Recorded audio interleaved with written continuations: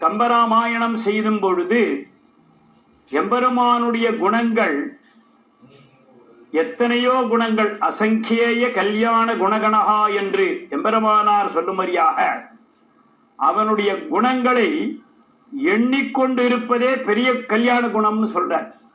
அப்போ அந்த மாதிரி இவ்வளவு குணங்கள் இங்க இருக்கும் பொழுது இவை எல்லாம் ஒரு சேர கிடைக்கப்பெற வேண்டுமேயாகில் அதற்கு ராமனுடைய அவதார குணச்சேஷ்டிதங்களைத்தான் நாம் காண வேண்டும்னு சொல்றார்.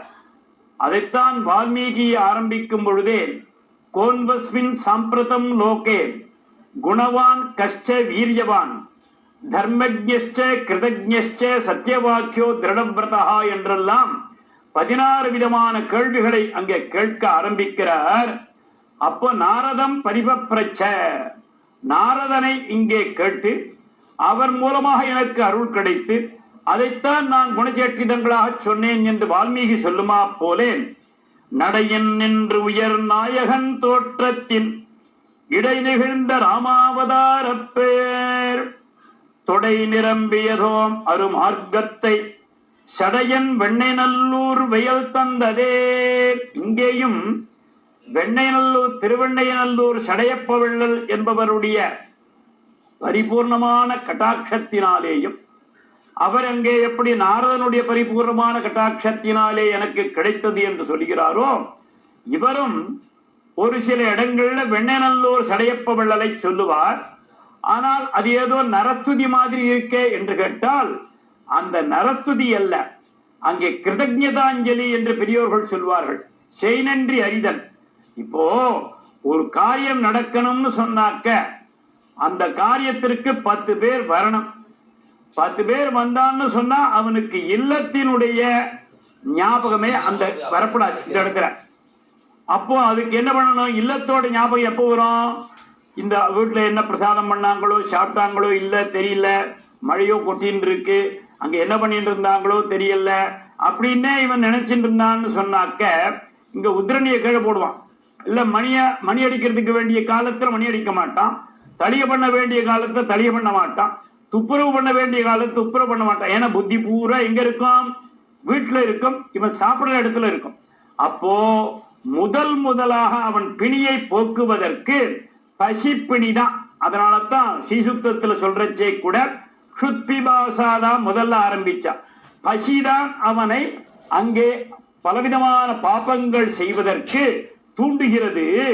ஆகையினால அந்த பசியை போக்கிவிட்டால் நீக்கிவிட்டாலே அவன் செய்ய வேண்டிய காரியத்தை ஒரு விதமா செய்வான்னு பேரு.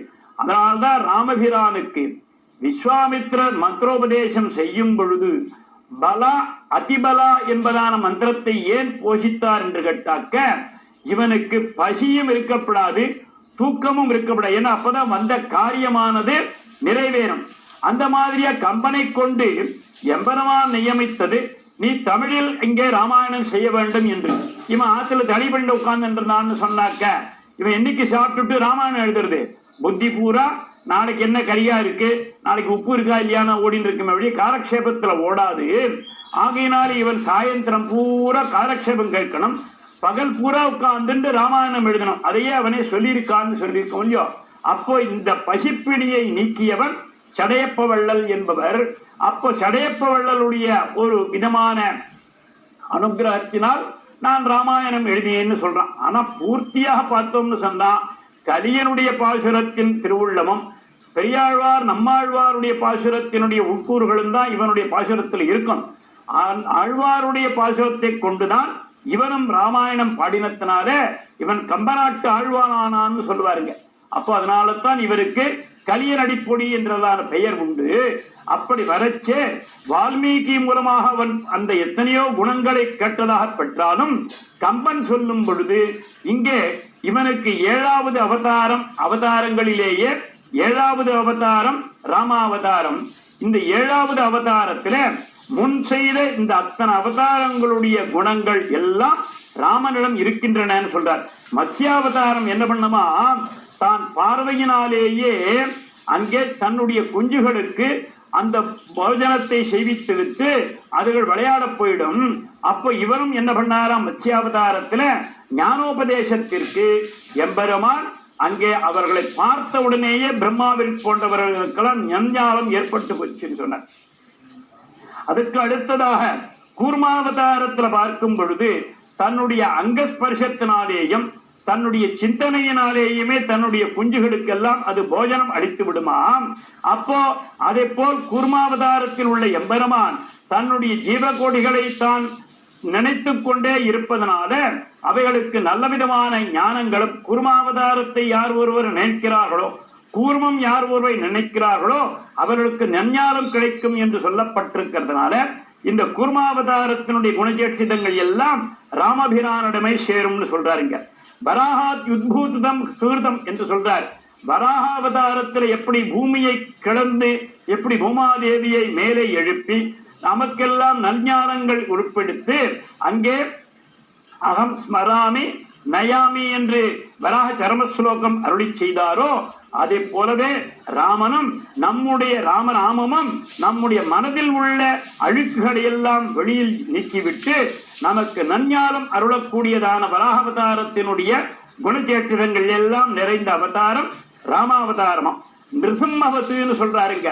நாரசிம்மாவதாரத்தினுடைய தத்துவம் என்னன்னாக்க எதிரியினுடைய வீட்டுக்குள்ள போய் அவனை அடித்து அவனை சம்ஹாரம் செய்வது என்பதுதான் நிருசிம்மாவதாரத்தினுடைய. அது இடைக்கழியா அல்லது வாசலா அவன் என்னென்ன வரங்கள் கேட்டிருந்தாலும் அத்தனைக்கும் நேர்புறமாக எடுத்துக்கொண்டு அங்கே நிருசிம்மாவதாரம் இரண்யவதம் பண்ணினார் சொன்னார். அதே போலவே ராமனும் இங்கிருந்து நேரா நினைச்சிருந்தா இங்கிருந்தபடியே ஒரு அம்பு விட்டு அவர் நிறுத்திருக்கலாம். ஆனால் சென்று இலங்கை செற்றான் அப்படி சொல்றார். இலங்கைக்கு சென்று ராவணவதம் செய்தது என்பது நிருசிம்மாவதாரத்தினுடைய தத்துவத்தை குறிப்பதாம். அடுத்தது வாமனாவதாரம்னு பார்க்கிறச்சேன் யாசித்து பெறுதல். தனக்கு இது வேண்டும் என்று யாசிக்கிறான், அதை கேட்டு பெறுகிறான், பிறகு அதன் மூலமாகவே அவர்களுடைய சத்ருக்களை அழிக்கிறான்னு சொல்றார். அப்போ வாமனாவதாரத்தின் தத்துவம் அதுதான். இங்கே ராமபிரானும் சுக்ரீவனிடம் யாசித்து பெறுதல், அதே போல் விபீஷணனிடம் யாசித்து பெறுதல், அதன் மூலமா அவர்களுடைய சத்ருக்களை அழித்து அவர்களுக்கே அந்த ராஜ்யத்தை திருப்பிக் கொடுத்தல் என்பதுதான் திருவிக்கிரமாவதாரம் வாமனாவதாரத்தினுடைய உள்தத்துவம். பரசுராமாவதாரம் என்பது பித்ருவாக்கிய பரிபாலனம் என்பது. பிரார்ப்பனார் சொன்னார் தாயாருடைய தலையை அறுத்து விடலாம் அப்படின்னு சொன்னார், உடனே அறுத்துட்டான். அதன் மாதிரியாக திரும்பி கேட்டார், திரும்பி வந்து தலை வந்து சேர்ந்தது என்றெல்லாம் அவனுடைய புராணத்தில் இருக்கிற மாதிரியாக இந்த ராமபிரானும் தசரதன் சொல்லிட்டான் வனம் போ என்று உடனே கிளம்பிட்டாரே ஒழிய எத்தனை பேர் தடுத்தாலும் அதை பற்றியதான கவலைப்படாமல் நேரடியாக வனம் போ என்று வடம் வந்து விட்டான். ஆக இந்த 6 அவதார குணங்களும் 7வது அவதாரமாக இருக்கக்கூடியதான ஸ்ரீ ராமபிரானிடம் ஒரு சேர கலந்து இருப்பதுதான் அவன் சப்தசால பிரபேத்திரன் என்பதான ஒரு நாமாவுடைய பெறுகிறான்னு சொல்றார். அதே மாதிரியா அவனுடைய கீர்த்தனங்கள், அவனுடைய நினைத்தல், மந்திர ஜபம் செய்தல் போன்றதான விஷயங்களை எல்லாம் செய்வதனால 8 விதமான நம்மிடம் உள்ள தோஷங்கள் எல்லாம் நம்மை விட்டு நீங்கும் என்று சொல்லுகிறார். ஸ்ரீராம குணானு சிரவணம் தன்னாம ஸ்மரணம் செய்வார் தத் தர்சனம் தன் மந்திர ஜபம் தத்ரூப தியானம் தத் வந்தனம் தத் திருஷ்டம் ச கலி கல்மஷாபகம் பவ பய பேஷஜம் தஸ்மை என்று அங்க போஜராமன் சொல்லதான இருக்கக்கூடியதான இங்கே போஜ சம்பு என்று ராமாயணத்துல இங்க மாதிரி 8 விதமான குணங்களை கூடியதான ராமநாமம் அதையே அனுசந்தித்திருப்பார்களுக்கு இங்கே ஒரு விதமான பயமோ அல்லது பாபமோ இங்கே தீண்டாதுன்னு சொல்றார். அதைத்தான் கம்பநாட்டாழ்வானம் சொல்வதே அங்கே நன்மையும் செல்வமும் நாளும் நல்குமே, திண்மையும் பாவமும் சிதைந்து தீயுமே, சென்மமும் மரணமும் இன்றி தீயுமே, இம்மையே ராமா என்ற 2 எழுத்தினால் என்று சொன்னார். இந்த அப்படியே போஜராமனுடைய கதைகளையும் வால்மீகியினுடைய கதைகளையும் வைத்துக் கொண்டு அப்படியே கம்பராமாயணத்துக்குள்ள கொண்டு வரான்னு சொல்றார். அடுத்ததாக கம்பராமாயணத்துல அவனுடைய வர்ணங்கள் 8 விதமாக இருக்கக்கூடியதுன்னு சொல்றார். அந்த கம்பராமாயணத்துல பார்த்தோம்னு சொன்னா அதுவும் இருக்காம். இவ்வண்ணம் நிகழ்ந்த வண்ணம் இணைகின்ற உலகுக்கெல்லாம் உய்வண்ணம் அன்றி மற்றோர் துயர் வண்ணம் உருவதுண்டோ மைவண்ணத் தரக்கி போரில் மழை வண்ணத்து அண்ணலே உன் கைவண்ணம் இங்கு கண்டேன் கால் வண்ணம் அங்கு கண்டேன். அதே மாதிரியாக கைவண்ணத்தை சிலையிருத்த ராமா இங்க பார்த்தேன், கால்வண்ணம் எங்கடான அகல்யா சாபத்தின் பொழுது பார்த்தேன், அதே மாதிரியே கால்வண்ணம் இங்கு கண்டேன் கைவண்ணம் அங்கு கண்டேன்னு ஒரு பாடம் உண்டுன்னு சொல்றார். அப்படி இருக்கிறச்சே 8 விதமான வர்ணங்கள் இது அப்படியே ஸ்ரீபாஞ்சராத்திராகமத்தில் எடுக்கிறச்சே சிதம் கிருஷ்ணஞ்ச தூம்ராபம் சியாமம் தாராணிபம் ததா சுக்லம் ஹிரண்மயம் கிருஷ்ணம் ரக்தம் குங்குமசன்னிபம் பத்ம கிஞ்சல் கசதிருஷம் அஷ்டமம் சர்வவர்ணவத்து என்று திருவட்டாட்சரத்துக்குள்ள 8 வர்ணங்களையும் அங்கே பெரியோர்களிடம் கேட்டு வால்மீகி எழுதினார்.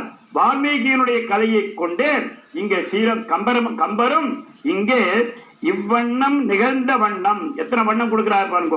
இவ்வண்ணம் நிகழ்ந்த வண்ணம் இனி இந்த உலகுக்கெல்லாம் உய்வண்ணம் எல்லாம் உலகம் இனிமேல் பட்டு சௌக்கியமாக இருக்கும் என்பது, துயர் வண்ணம் உருவது என்பது கிடையாது இனிமேல் பட்டு. மைவண்ணத்து அரக்கி அங்க தாடகை போன்றவர்களை வதம் செய்ததனால மழை வண்ணத்து அண்ணலே உன்னுடைய வர்ணம் இருக்க அது மழை கார்மேக வண்ணன்னு பேர் அவனுக்கு. அப்போ மழை வண்ணத்து அண்ணலே உன் கைவண்ணம் அங்கு கண்டேன், தாடகாவதத்தின் பொழுது கைவண்ணத்தை அங்கு கண்டேன், இங்க அகல்யா சாப சமனத்தினால உன்னுடைய கால் வண்ணம் இங்கு கண்டேன் என்று கம்பநாட்டாழ்வான் சொல்றானா. இதற்கு மூல காரணம் வால்மீகியும் ஸ்ரீபாஞ்சராத்திராகமம் தான் சொல்றார். அடுத்தது எம்பெருமானுக்கு 9 விதமான குணங்கள் அதிசேஷ்டிதம்னு சொல்றார். நவரச ராமாயணமே 9 விதமான நாயகத்தன்மைகளை கொண்டதுன்னு சொல்றார். அதிலே நாயகனுக்கு ஸ்ருங்கார ரசம், ஹாஸ்ய ரசம், காருண்ய ரசம், ரௌத்ர ரசம், வீர ரசம், பயம் பீபத்ச ரசம்னு பேரு. அது அத்புத ரசம், சாந்தம் முதலியதான 9 ரசங்கள் இந்த ராமாயண காவியத்துல பார்த்தோம்னு சொன்னாக்க வால்மீகியினுடைய ராமாயணத்திலேயும் அது இருக்கு, கம்பராமாயணத்திலேயும் அது இருக்கு. எப்படின்னு கேட்டா ஸ்ருங்கார ரசம் என்பது சீதையை மனம் குனிந்த போது இங்கே அதே மாதிரி அவளோடு இருந்த காலம் வரை எல்லாம் பார்த்தோம்னு சொன்னாக்க அங்கே பார்த்தோம்னு சொன்னா எல்லாம் ஸ்ருங்கார ரசத்தினுடைய வைபவங்களை எல்லாம் கம்பநாட்டாழ்வானும் காட்டுகிறார், வால்மீகியும் காட்டுறார். அந்த இடத்துல ஹாஸ்யம் என்பது வரும் பொழுது சூர்பனகையோடு விளையாட்டு, அதாவது அங்க போய் பாரு இவனை போய் பாரு, இங்கேருந்து அங்க விரட்டுறது அங்கேருந்து இந்து விரட்டுறது எல்லாம் இதெல்லாம் ஹாஸ்ய ரசத்தை கொண்டது ஸ்ரீராமாயணம். காருண்ய ரசம் ராமனை விட்டு பிரிந்த தசரதனுடைய துயரம் என்பது அவன் இல்லாமல் என்னால் ஒண்ணுமே பண்ண முடியலையே என்று தசரதன் துயரம் குற்றது காருண்யமாம். ரௌத்ரம் என்பது லக்ஷ்மணன் அங்க சொல்றான் பாருங்க, இதெல்லாம் இந்த க்ஷணத்துல நான் எல்லாரையும் அழிச்சு விடுறேன்னு சொல்றான் இல்லையா, இதெல்லாம் ரௌத்ர ரசம்னு பேரு. அதே போலவே ராவணனுக்கு ராவண வதத்திற்கு முன்னாடியாக ஒரு சில இப்ப அதே மாதிரி சமுத்திர ராஜன் அங்க வரலன்ன உடனே அவனுக்கு மிகப்பெரியதான கோபம் வருது. ராமனுக்கு கோபம் வந்த இடம் சமுத்திரராஜனிடம் சரணடையும் பொழுது, அதே போலவே லட்சுமணனுக்கு கோபம் வந்த இடம் சுமித்ரையினுடைய அதாவது கைகேயினுடைய வச்சனத்தை எல்லாம் கேட்டுட்டு ராமன் இவ்வளவு சாந்தமாக இருப்பது கூடாது என்று பலவிதமான வச்சனங்களை சொல்றான். இதெல்லாம் ரௌத்ரரசம் நிரம்பிய காவியம் ராமாயணம்னு சொல்றார். வீரரசம் என்பது ராவணவதம் மற்றும் 14,000 சேனைகளையே ஒரே க்ஷணத்தில் அழித்தார் என்பதுதான் மிகப்பெரியதான தம் திருஷ்வா சத்ருஹந்தாரம் மகர்ஷீனாம் சுகாவகம் பபூவகிருஷ்டா வைதேகி பர்த்தாரம் பரிசஸ்வஜே என்று ஸ்ரீராமாயணத்திற்கு மிகப்பெரியதான ஒரு வித்திட்ட காவியம் அங்கே ஸ்ரீபாஞ்சராத்திராகமம் தான். அதனாலதான் இன்றைக்கும் பார்த்தோம்னு சொன்னாக்க திருவந்திக்காப்பு என்பதான ஒரு காரியம் நடக்கும் பொழுது இது எல்லா சன்னதிகளிலும் பார்த்தோம்னு சொன்னா ஒரு விதமா இருக்கும். அதிலே முக்கியமாக திருவரங்கத்துல பார்த்தோம்னு சொன்னாக்க ஒரு பக்கம் ஆழ்வார்கள் சன்னதிக்கு பக்கத்துலதான் எல்லா திவிதேசங்களிலேயும் நடைபெறும். அதுல அதுவும் தேரந்தூர்ல பார்த்தோம்னு சொன்னாக்க எப்பவும் 4 கால் மண்டபத்துலதான் அங்க திருவந்திக்காப்பு. எம்பெருமான் வீதி சுத்தி வந்தாச்சுன்னு சொன்னாக்க திருவந்திக்காப்பு நடக்கிற இடம் திருமங்கை மன்னன் மண்டபம், அதுவும் ஆழ்வார் மண்டபம் தான். அத்தியன உற்சவங்கள்லாம் அங்கதான் நடக்கிறது. அதைத்தான் இங்கே என்ன சொல்றான்னு கேட்டாக்க கம்பநாட்டு ஆழ்வானும் தன்னுடைய பாசுரத்துல சொல்றார். வால்மீகியும் இங்கே ஒரு விதமான இந்த தம் திருட்வா சத்ருஹந்தாரம் மகரிஷியினாம் சுகாவகம், எதுக்குடா இங்க கண் திருஷ்டி கழிவதற்காக, கண்ணேறு கழிதல் என்பதான ஒரு காரியத்தை நடத்துவதற்கு ஆழ்வார் சன்னதியையே எதுக்கு தேர்ந்தெடுத்தான்னு சொன்னாக்க, ஆழ்வார்கள் எல்லோருமே மகர்ஷிகளுடைய ஒரு பூர்வாச்சாரியத்தினுடைய தத்துவத்தை உணர்த்தவள்.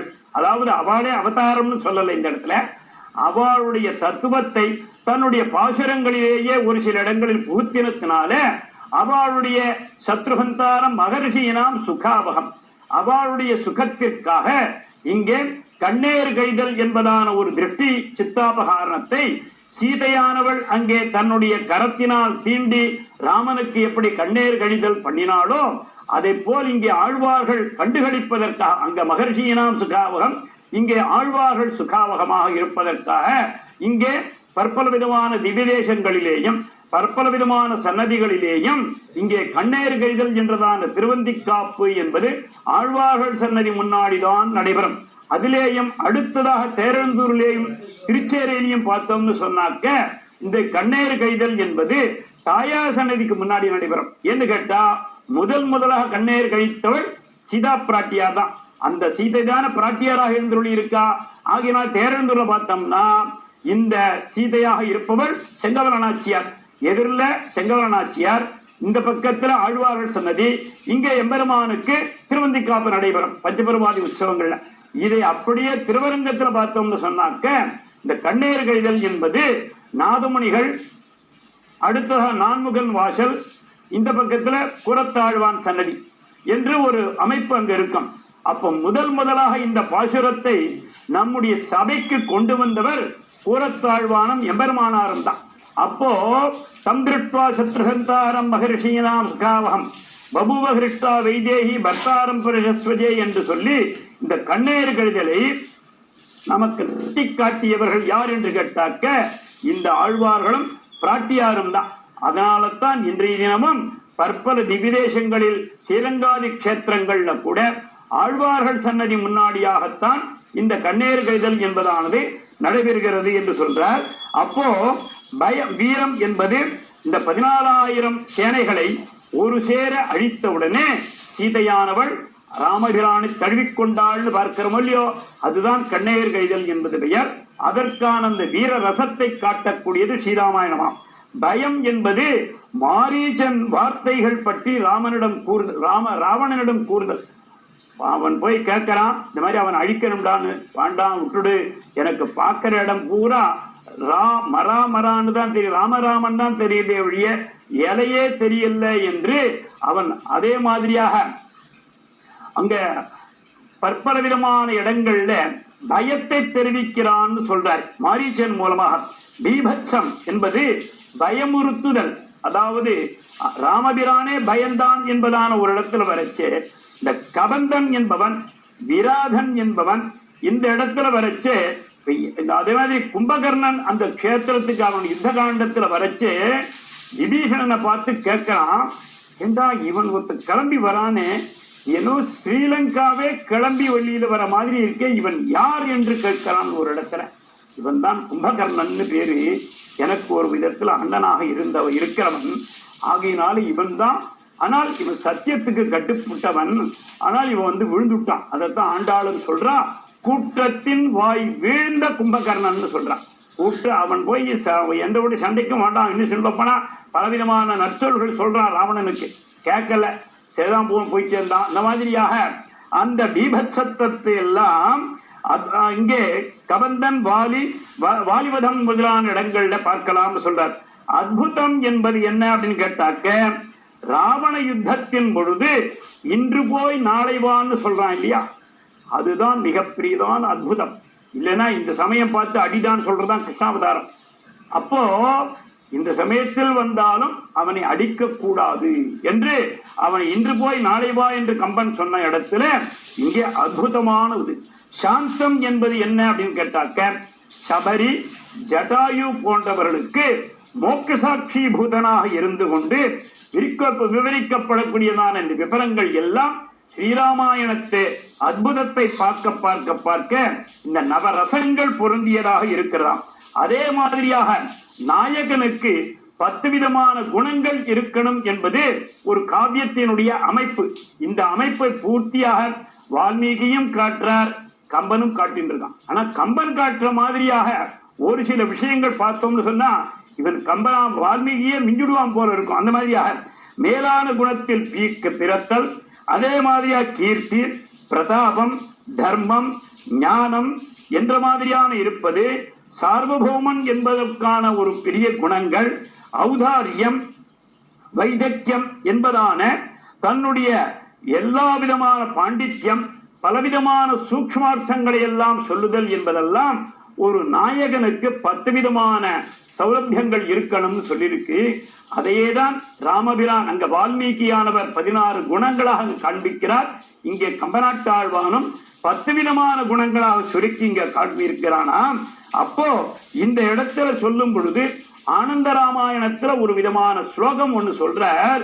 அங்கே ஹனுமானுக்கு நீ போய் சீதையிடம் சொல்லும் பொழுது, நீ இங்கிருந்து வந்தேன், அவளுடைய சௌலபியங்களை, ராமனுடைய சௌலபியங்கள் எல்லாம் சொல்லும் பொழுது, உனக்கு இந்த சக்தியை பெறுவதற்கு உனக்கு ஒரு மந்திரம் உபதேசம் பண்றேன். அந்த மந்திர உபதேசத்தை பெற்று நீ இங்கிருந்து சமுத்திரத்தை தாண்டலாம் என்பது ஆனந்த ராமாயண வச்சனம்.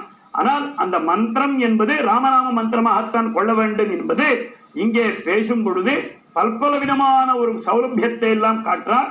இதை அப்படியே வால்மீகியும் சொல்றார். ஆனால் இந்த மாதிரி மந்திரோபதேசம் பண்ணார், ஜபம் பண்ணார் என்பதெல்லாம் அவர் காட்டல. கம்பநாட்டாழ்வானுடைய பாசுரங்கள்ல ஒரு சில இடங்கள்ல காட்டப்படுகிறது.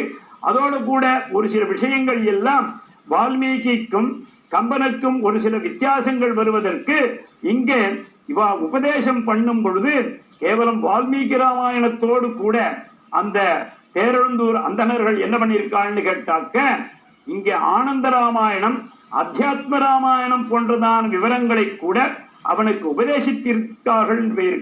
அப்போ ஒரு சில பாசுரங்கள்ல எப்படி வித்தியாசங்கள் வருது அப்படின்னால், இந்த ராமாயணத்தினுடைய ஒரு சூக்ஷ்மார்த்தத்தை கூட அங்கே கம்பன் தன்னுடைய விஷயங்களில் காட்டுறான்னு சொல்றான். அடுத்ததாக சீதையானவள் ராவணுக்கு முன்னாக திருணமந்திரத கிருத்வா என்பதான ஒரு பாசுரத்திற்கு நம்முடைய பெரியவர்கள் எத்தனையோ விதமான வியாக்கியானங்கள் பண்ணியிருக்கா. அப்போ சீதையானவள் நினைச்சுட்டாள்னு சொன்னாக்க, ஏன் ராவணனை பார்த்து பேசல அப்படின்றதுக்கு இங்கே கம்பன் காட்டுறான். கற்பெனும் பெயர் அதொன்றும், கற்பு என்பதற்கு பெயர் வேண்டுமேயாகில் அது சீதைதான் சொல்றான் அனுமான் பின்னாடி இருக்க. அப்போ இவனை ஏன் அவள் நேர பார்த்து பேசாமல் புல்லை பார்த்து பேசினாள் சொன்னா, இவள் நேர பார்த்து பேசியிருந்து ஒரு வார்த்தை ஒரு துர்விநியோகம் பண்ணியிருந்தாள்னா அந்த க்ஷணமே அவன் பஸ்மீகரமாயிருப்பான். ஆனால் அவனை ஏன் பஸ்மீகரம் ஆக்கவில்லை என்று சொன்னால், இவாளால பஸ்மீகரம் ஆக்கிவிட முடியும்.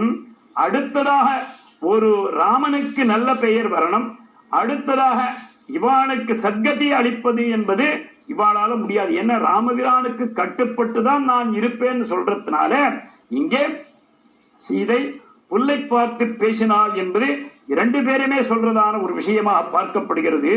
இப்படி இந்த ஸ்ரீராமாயணம் என்பது இந்த லோகத்திலே சந்திரசூரியாதிகள் இருக்கிற வரையிலேயும் இந்த வால்மீகி ராமாயணமும் பேசப்பட்டு கொண்டிருக்கும், கம்பராமாயணமும் பேசப்பட்டு கொண்டிருக்கும் என்று சொல்கிறார். அப்போ இந்த 2 ராமாயணங்களும் 2 நதிகளாம். நமக்கு எப்படி ஸ்ரீரங்கத்திற்கு உபய காவேரியாக எப்படி நதிகள் ஓடுகின்றதோ அந்த மாதிரியாக 2 நதிகளும் இங்கே ஓடிக்கொண்டிருக்கின்றன. இந்த ஓடிக்கொண்டிருக்கக்கூடியதான இந்த நதிகள் ஒரு காலம் வற்றாத ஜீவ நதிகளாகவே இருக்கும்னு சொல்ற. அதனால்தான் இதை பற்பல விதமான ராமாயணமாக நம்ம பெரியவர் சொன்னார். போதாயன ராமாயணம், பரத்வாஜ ராமாயணம், ஆனந்த ராமாயணம், அத்தியாத்ம ராமாயணம், அத்புத ராமாயணம், அக்னிவேஷ்ய ராமாயணம், சங்கிரக ராமாயணம், யோகவாசிஷ்ட ராமாயணம், அதே மாதிரியா பிருகத் பிரம்ம ராமாயணம், ராமச்சரிதம், புராண ராமாயணம், ரகுவம்சம், பட்டிகாவியம், கம்பராமாயணம், ராமச்சரித மானஸ் என்பதான பற்பல விதமான ஜெயின ராமாயணம் வேற இருந்துருக்கு, பௌத்த ராமாயணம் வேற இருக்கு. இப்படி பற்பல விதமான ராமாயணங்கள் இருந்தாலும் வால்மீகி ராமாயணத்திற்கும் கம்பராமாயணத்திற்கும் உள்ள ஒரு ஈடு ஒரு இதற்கும் துல்லியமாக ஆகாது என்று சொல்கிறாருங்க. கிரௌஞ்சத்வந்த்வ வியோகத்தா சோக ஸ்லோகத்வமாகதா என்று உத்தரராம சரித்திரத்திலேயும் காளிதாசனும் சொல்றது, இவாளுக்கு வால்மீகியினுடைய ஒரு ஸ்லோகமானது ஸ்லோகமாக மாறித்து என்று சொல்லுவதனால இங்கே ராமபிரானை நாம் எல்லாம் பூஜிப்பது என்பது என்ன மாதிரி விஷயம்னு கேட்டால், ராமாய ராமபத்ராய ராமச்சந்திராய வேதசே ரகுநாதாய நாதாய சீதாயா பதையே நமஹா என்று சொல்லி சீதாராமனாகத்தான் நாம் பூஜிக்க வேண்டும், அவனுடைய பரிவாரங்களோடு தான் நாம் பூஜிக்க வேண்டும். அந்த மாதிரி பூஜித்தோமேயாக சமத்த விதமான